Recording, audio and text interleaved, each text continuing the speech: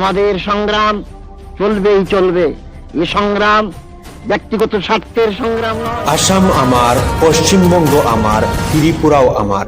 এগুলো ভারতের কবল থেকে মুক্ত করতে না পারলে বাংলাদেশের স্বাধীনতা ও মানচিত্র কখনো পূর্ণতা পাবে না। হ্যাঁ, আপনি ঠিকই শুনেছেন। একথাগুলোই বলেছিলেন মৌলানা আব্দুল হামিদ খান ভাসানী। শোষিত, বঞ্চিত, নিপীড়িত, নির্যাতিত মানুষের বন্ধু তিনি কেবল মুসলমানদের মৌলানা ছিলেন না, তিনি ছিলেন হিন্দু, বৌদ্ধ, খ্রিস্টান, ধার্মিক, অধার্মিকদের মধ্যে সেসব খেটে খাওয়া গরিব, মজদুর, কৃষক, শ্রমিকদের মৌলানা। একবার চীন থেকে ফেরার পথে মৌলানা ভাসানী পাকিস্তানে নেমেছিলেন। সেখানকার মেয়র অনুষ্ঠান করে তাকে সংবর্ধনা দিতে চাইলেন। তালের টুপি আর পরনের লুঙ্গি মৌলানা ভাসানী উঠলেন বক্তৃতা দিতে। দর্শকরা ফিসফিস করে বলতে লাগলো, আরে ইয়ে তো মিসকিন হে। কোরআন তিলাওয়াত দিয়ে তিনি যখন বক্তৃতার প্রারম্ভ করলেন, আবার দর্শকরা বলতে লাগলো, আরে ইয়ে তো মৌলানা হে। তৎকালীন রাজনৈতিক পটভূমিকা নিয়ে তিনি যখন অনর্গল কথাবার্তা শুরু করলেন, আবারও দর্শকরা বলতে লাগলো, আরে ইয়ে তো পলিটিশিয়ান হে। আবার তিনি যখন বিশ্ব রাজনীতির প্রসঙ্গ টেনে বিশ্ব নেতাদের শোষণ নিপীড়নের কথা বলতে লাগলেন, ওই একই দর্শক বলতে লাগলো, হায় আল্লাহ, ইয়ে তো স্টেটসম্যান হে। তিনি ছিলেন বাংলাদেশের স্বাধীনতার প্রথম স্বপ্নদ্রষ্টাদের একজন, পূর্ব পাকিস্তান আওয়ামী মুসলিম লীগের প্রতিষ্ঠাকালীন সভাপতি, শোষিত, বঞ্চিত, নিপীড়িত মানুষের বন্ধু, অধিকার হারাদের অধিকার আদায়ে সংগ্রামী মহাপুরুষ মৌলানা আব্দুল হামিদ খান ভাসানী। আজকে আলোচনা হবে মৌলানা ভাসানীকে নিয়ে। আপনি যদি আমাদের চ্যানেলে নতুন হয়ে থাকেন, পরবর্তী ভিডিওগুলো দেখতে চ্যানেলটি সাবস্ক্রাইব করে পাশে থাকা বেল আইকনটি ক্লিক করে দিবেন।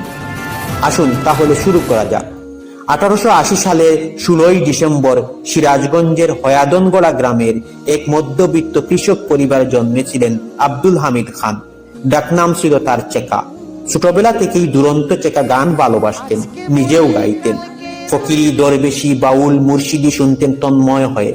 অল্প বয়সেই খ্যাতি পেয়েছিলেন কবি গানের শিল্পী হিসেবে।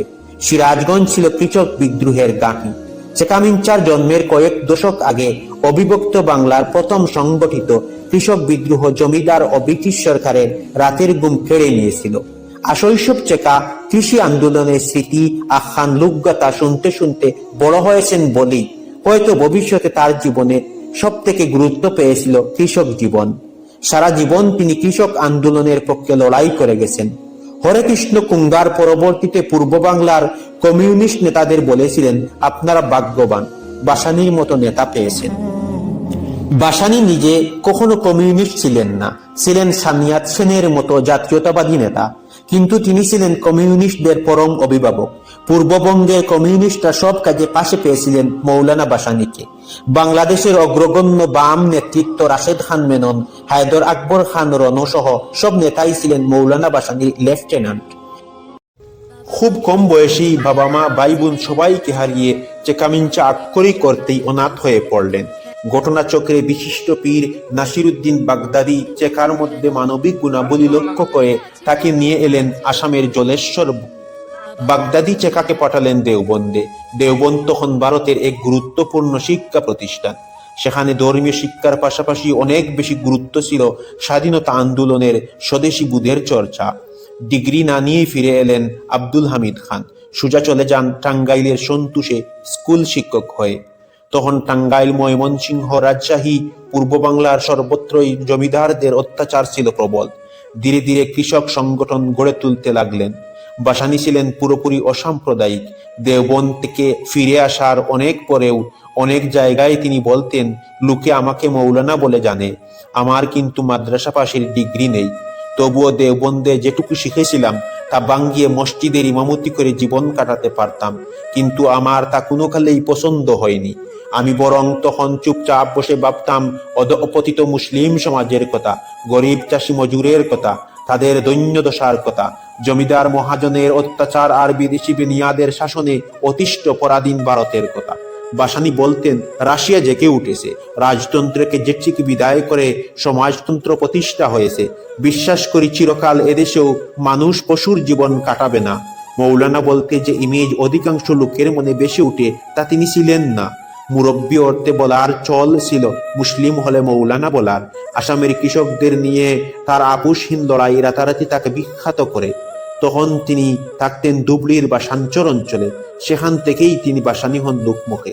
এমন এক মৌলানা ছিলেন বাসানি, যিনি জায়নামাজে বসেও গুনগুন করে বলতেন, তোমার পতাকা যারে দাও তারে বহিবার শক্তি দাও।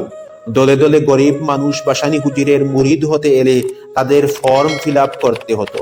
সেখানে দুটি পয়েন্ট ছিল, আজীবন কৃষক সমিতির সদস্য হয়ে থাকব এবং আমেরিকান সাম্রাজ্যবাদের বিরুদ্ধে সোচ্চার থাকব।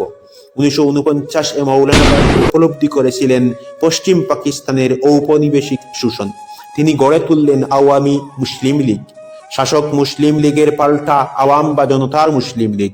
সভাপতি হলেন মৌলানা বাসানি, সাধারণ সম্পাদক শামসুল হক, দুই যুগ্ম সম্পাদক খন্দকার মুশতাক ও শেখ মুজিবুর রহমান। তারপর একে একে গড়ে উঠতে লাগলো গণ আন্দোলন। 1952 সালের ভাষা আন্দোলনে তিনি উল্লেখযোগ্য ভূমিকা পালন করেন। ভাষা আন্দোলনের সময় গঠিত সর্বদলীয় রাষ্ট্রভাষা কর্ম পরিষদ কমিটির সভাপতি ছিলেন তিনি। ভাষা আন্দোলনে বলিষ্ঠ ভূমিকা রাখার জন্য কারাবরণ করেন। 23 ফেব্রুয়ারি তার গ্রামের বাড়ি থেকে তাকে গ্রেফতার করা হয়। পরের বছর 21 এপ্রিল তিনি জেল থেকে মুক্তি পান। 1954 সালে পাকিস্তান মুসলিম লীগের বিরুদ্ধে যুক্তফ্রন্ট গঠনে প্রধান নেতাদের মধ্যে অন্যতম ছিলেন মৌলানা বাসানি, যে কারণে যুক্তফ্রন্টের নাম করা হয়েছিল হক বাসানি যুক্তফ্রন্ট। এই হক ছিলেন শেরে বাংলা একে ফজলুল হক। 1955 সালে মৌলানা বাসানির উদ্যোগে আওয়ামী লীগ থেকে মুসলিম শব্দ বাদ দিয়ে অসাম্প্রদায়িক আওয়ামী লীগ হয়ে যায়। তারও আগে 1950 এ রাজশাহী জেলের খাপড়া ওয়ার্ডে কমিউনিস্ট কর্মীদের উপর পুলিশের গুলিতে একাধিক বন্দীর শহীদ হবার খবরে বাসানি শুধু ব্যথিত নন, ক্রুদ্ধ হয়ে সারা রাত অনশন করেন।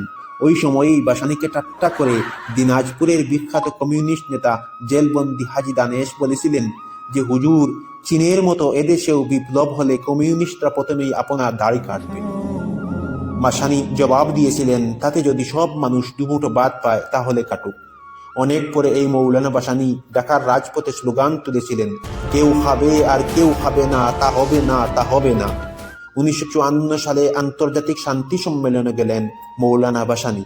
সেখানে তার সঙ্গে সম্পর্ক হয় পাবলো নেরুদা সহ পৃথিবীর প্রগতিশীল লেখক, শিল্পী, বুদ্ধিজীবীদের।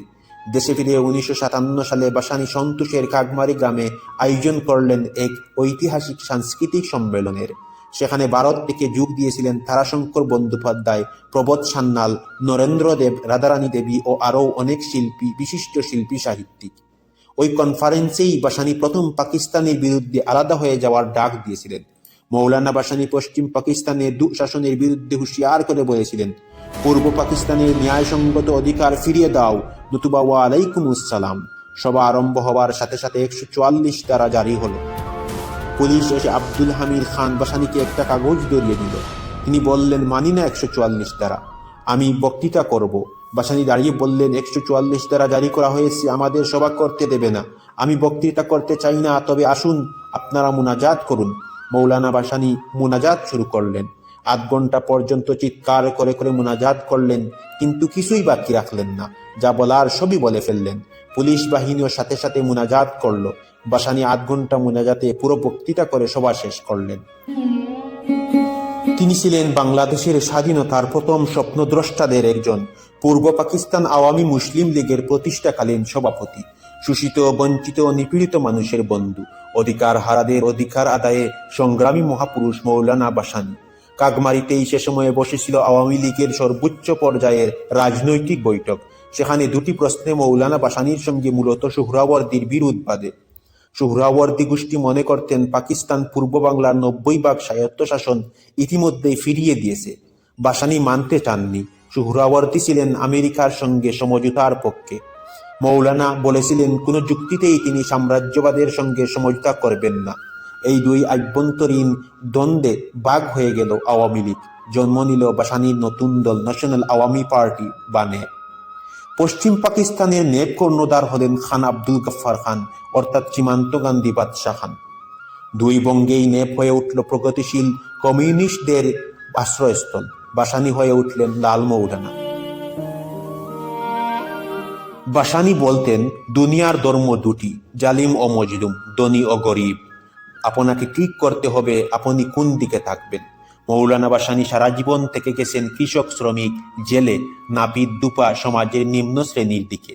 তাই তো আজও তিনি প্রাতিষ্ঠানিক রাজনীতির বাইরে জনমনে শুধুই মজলুম জননেতা হয়েই বেঁচে আছেন। আজকের কথাগুলো এখানেই থাক। অবিসংবাদিত মজলুম জননেতা মৌলানা আব্দুল হামিদ খান বাসানিকে নিয়ে বিস্তারিত আলোচনা হবে। কথাগুলো শুনে ভালো লাগলে চ্যানেলটি সাবস্ক্রাইব করে পাশে থাকা বেল আইকনটি ক্লিক করে দিবেন। দেখা হবে পরবর্তী ভিডিওতে। ধন্যবাদ।